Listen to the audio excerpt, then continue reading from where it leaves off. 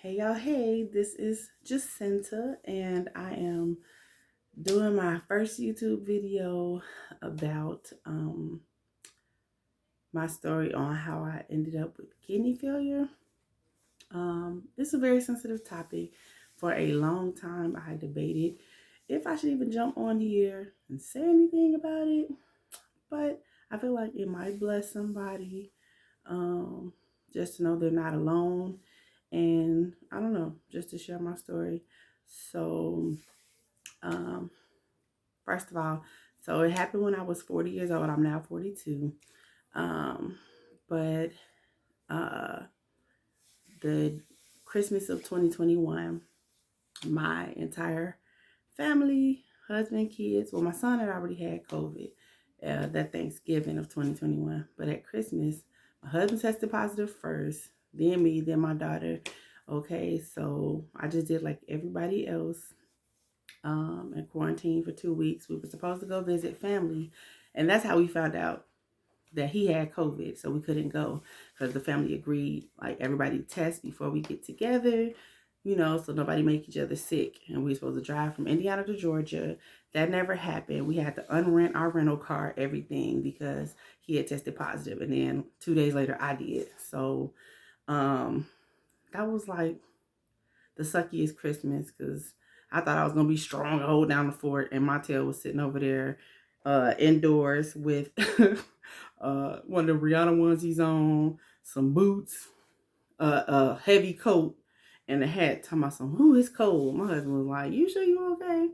That was the fever. I didn't know I had COVID too. So, so like, I barely could cook nothing. I think we ate spaghetti because that's the most strength I could muster up. That's how weak it made you. And so we slept a lot. Quarantine, like I said, went back to work after 2 weeks, like normal. But then I started noticing I was not normal.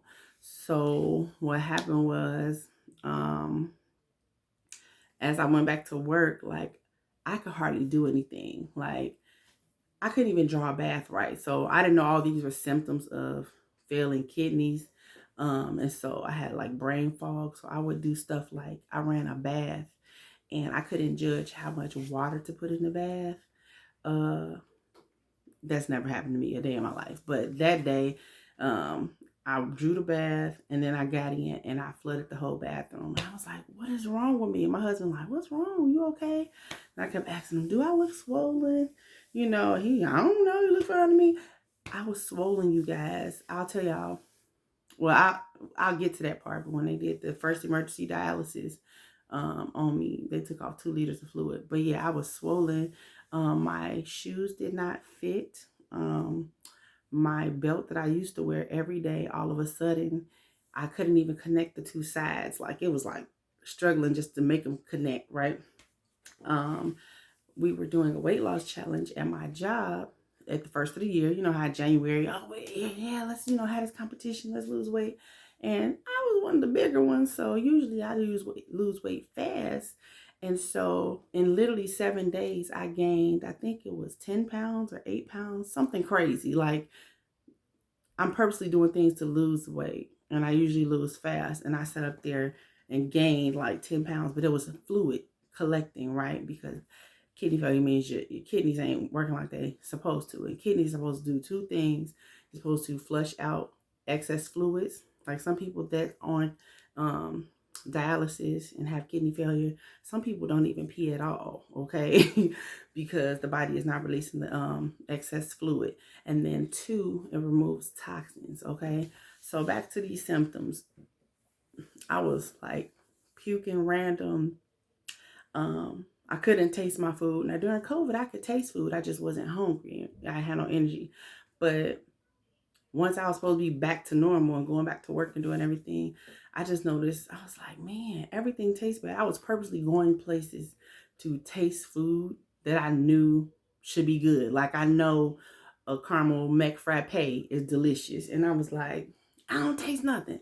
Like literally was in a McDonald's line to purchase it.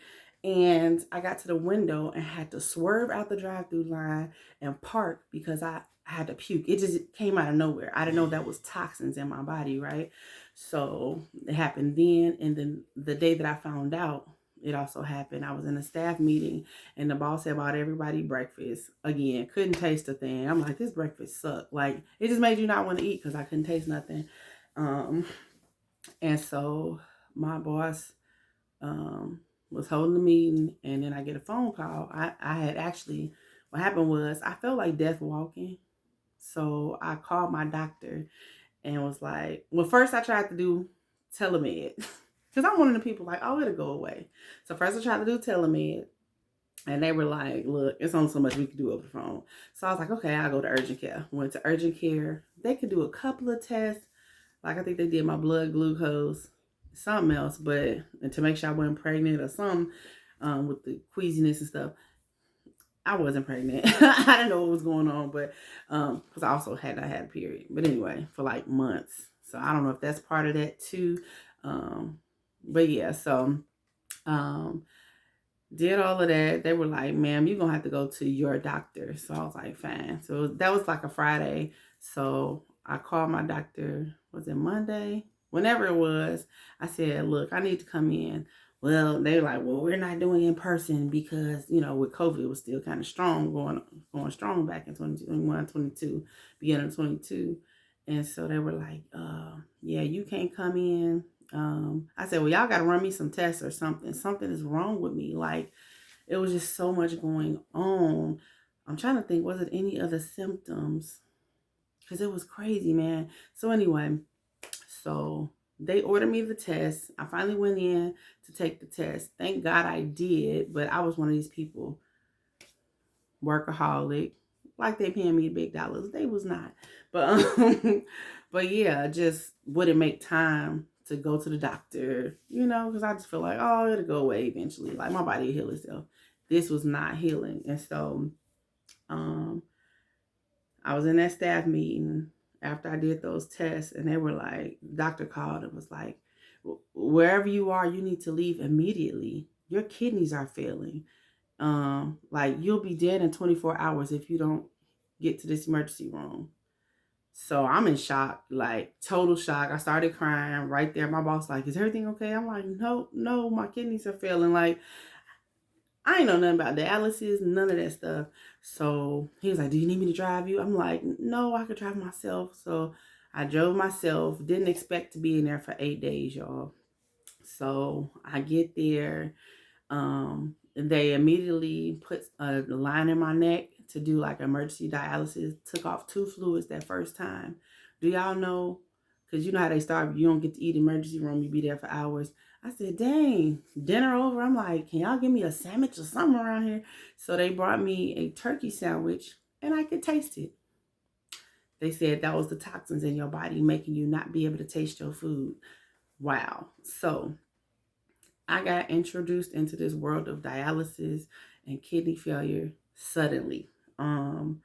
They tested my kidneys, they did a biopsy, and they were like, they compared it to a flame. How sometimes there's embers from the, you know, like there was a fire there, maybe it can rekindle, right? But when they tested my kidneys, they was like, it's not looking hopeful. It doesn't look like no embers are there. And so that wasn't the answer I was looking for. And I was like, no, that ain't it. But yeah, they had me on the unit, the COVID unit, which I told them, I said, I had COVID a month ago. I'm like, and the urgent care told me it could show up for 90 days in my system. I don't have COVID no more. Baby, they didn't care what I said. They was like, well, it's showing you got COVID. Put me on the COVID unit. At that time, it looked like a science fiction movie. They had all these tarps and stuff, and everybody had their own individual, like, what am I trying to say? Like, they had it hooked up to the outside, like the air, so that you wouldn't breathe other people's air. Something weird. I can't explain it, but the HVAC was like set up individually for each room. I can only get 1 visitor a day. So my kids didn't get to see me. My son was 6 at the time. And I mean, he boo-hooed because he wanted his mama. And he couldn't even come visit me. My husband could come. But if he came at lunch, he can't come again at dinner. You get 1 visitor a day, 1 time. So that sucked. And they would come in there, how's your breathing? I'm like, I can breathe just fine. I just feel like they just dumped me on the COVID unit. It was awful. But so anyway, um what else happened? So the nephrologist who's still my nephrologist today, he basically explained that um uh there's a phenomenon called COVID where COVID destroys some people's kidneys. Okay, so like some people, he said a lot of the world, people in the world have 75-50% kidney function. They'll never know because it's not low enough to have symptoms. But what happened to me, he said, maybe you were one of those people. And then when you got COVID, it knocked it all the way down. So when I was hospitalized, emergency hospitalized, um, I had a 2% kidney function. So I basically finna die. Like if your kidney stop working, that's it. So um, I've been on dialysis ever since. So it's been a little bit over 2.5 years. That was January of 2022. It is now August of 2024. And that is my story of how I ended up with kidney failure. So people would ask, oh, does it run in your family? No. Oh, did you have diabetes or high blood pressure? No, like I had none of those. Now, what did happen was when I was in the hospital, my blood pressure did begin to get high. And so one of the techs, he was really good at explaining stuff, but he was like, girl, he said blood pressure affects kidneys and kidneys affect blood pressure. You don't know which one came first, but I literally that November had just done testing. Every November my job would do this test. It was optional, but basically if you did it, you get 3% off your insurance, your medical insurance. So I would do it every November, and it didn't say I had high blood pressure or diabetes. That's why I'm like, okay, so I ain't have none of that. And so he was like, you don't know which one came first, but they affect each other.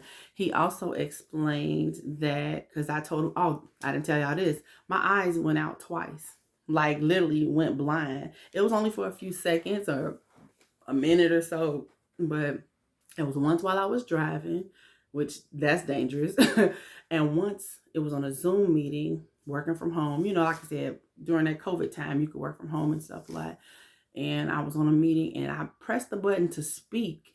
Like, as soon as I pressed that button, couldn't see nothing. I said, I'm sorry, everyone. I don't know. Something wrong.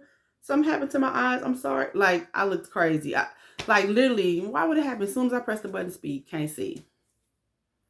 So he explained, the tech at the hospital was like, oh yeah, he said, high blood pressure is a silent killer. And he was like, one of the things it'll take your eyesight. I was like, so now I understood like how it was all working together. So the kidney thing with the blood pressure with yeah. So that is pretty much my story and what happened to me. I fast forward to today. As of January 2024, I did make the kidney transplant list. So pretty much, it's a whole process, right? It's a whole process, but I had to lose weight to get on the transplant list. I lost almost 100 pounds. But basically, if you over a certain weight, they don't think it's safe to give you a transplant. So now I'm on the waiting list. They backtracked to when you first got on dialysis, so they counting about 2.5 years. They count from like that March when they decided, okay, it's end stage renal disease, which means your kidneys aren't coming back. They had to make sure first, because they don't know. They said sometimes people kidneys miraculously pop on. That didn't happen with me, and so I did have to lose weight for that. What else do I want to share? Yeah. So if anybody out there is on dialysis, for those that maybe don't understand dialysis, it's basically a machine I have to be hooked up to for 3.5 hours, 3 times a week. So it takes about 4 to 5 hours out my day just to do it. So I currently go Tuesday, Thursdays, and Saturdays at like 5 in the morning so that I can have the rest of my day. Like, when I first started dialysis, I was on evenings and I was missing baseball games and concerts. And I have children. I can't be, going out to eat with family and whatnot. So I do it early in the morning, and then I'm able to work part time. So that was another thing. My income dropped because I had to go from full time with benefits to Monday, Wednesday, Friday part time. And so it affects you in a lot of different ways. A lot of different ways. From income to just the fatigue of it. So the fatigue of it, maybe I should have made a different video. I don't know, but the fatigue of it, it makes you super tired. So even though I say I have my day to myself, sometimes I might get home from dialysis and be asleep from like, I don't know, 2 o'clock to 7 p.m. Like, ain't no dinner made. Like, it just be like, day just wasted. just be tired. Okay. So, yeah, that happens. You also have to make sure, so it's a weight they call your dry weight. That's how much you weigh when you don't have fluid, because between every treatment, you go pretty much every other day. You have to figure out how much of it is fluid gain versus actual weight gain. And so if you calculate that wrong, it can have some pretty horrible effects. Like your blood pressure could drop really low and you be like puking like The Exorcist. The first time it happened where they took off too much fluid, baby, I thought something was coming out my stomach off of that. Like, it was awful. So, but then if you leave too much on, so now you're gonna be gaining weight. Like, what's going on? Like, it's weird. What else? Oh, and the cramping, you get real bad. It ain't regular cramps. These like super Charlie horses, and they'll get in like your legs or if they pull off too much fluid. What else? Oh, so the first few months of dialysis, I didn't even know that needles were involved. So I currently have a disfigured arm from all these things that have happened due to these needles. But yeah, because I had a tube in my chest, which I had to get it put back in recently after some issues with my arm. But they put the tubes in your chest first, but then they switch you to what they call a fistula, which is your arm. They make a super vein. So they merge a vein and an artery together. And then in my case, mine were too small and too deep. So they had to do a second surgery to raise that fistula to the surface so that the needle could reach it. And I have to dig way deep into my arm trying to find it. And so that left me with a scar about from my elbow to my shoulder almost of staples. The first surgery was like, the scar was like this. That second one, baby, I looked like Frankenstein when I came home with all them doggo staples, like 20 some staples down my arm. And then it still ended up giving me problems a couple of years into it. So yeah, so I'm sitting there at dialysis one day, this is about 2 or 3 months into the process, and they kept saying fistula, fistula, fistula. I didn't know what that meant. And so the social worker gave me a brochure about the different types of dialysis, and I'm reading them, all the options. Even, there's even one option where some people just say, I don't want to do dialysis. And so you don't know if you got 7 days or 3 months, but you'll die if you don't do it, basically, because your kidneys aren't functioning. And so you need your kidneys to live. And so I'm reading the brochure, and they said something about some needles. I said, needles? Ain't no need. Because I'm thinking tube in my chest. Baby, I looked up. I realized all the other people in the room had needles in their arm. Because that's how much I mind my business. I didn't know that the folks had needles. That freaked me out. And they're the biggest needles you've ever seen in your entire life. I mean, they can infiltrate you. That means like shoot it through to the other side on mistake. And that's what happened to me several times where I developed an aneurysm. But that's a story for another day. But it's a lot. And I have to go get stuck with these needles 3 times a week without fail. 3 times a week. And I can't sit up there and be like, well, I ain't going because, you know, there's been people that say, oh, I'm just not gonna go, and they just die. They just die. And they might feel like, oh, I feel a little bit better. You know, if I go, then stop going, go, then stop going. Your girl is being compliant because I got kids and a husband. I'm not trying to check up out of here at 42 years old just because I don't feel like going. I hate it, but I go because I thank God for the technology. Because 50 years ago, the only option was the folks just died, okay? So at least they figured out how to clean your kidneys. But your kidneys supposed to be cleaning themselves and removing fluids 24/7, not 3 times a week. So it's hard on your body. And that's why I'm going for a kidney transplant as well. But yeah, I'm going to stop yapping. I probably done been all over the place. This is my first YouTube video, so I don't really know, you know. I ain't doing no fancy editing and all that. I'm just being me, telling my story. And yeah, I think I'm going to end it. But thank y'all for listening. Whoever comes across this, who knows. And y'all have a blessed and wonderful day. All right, bye.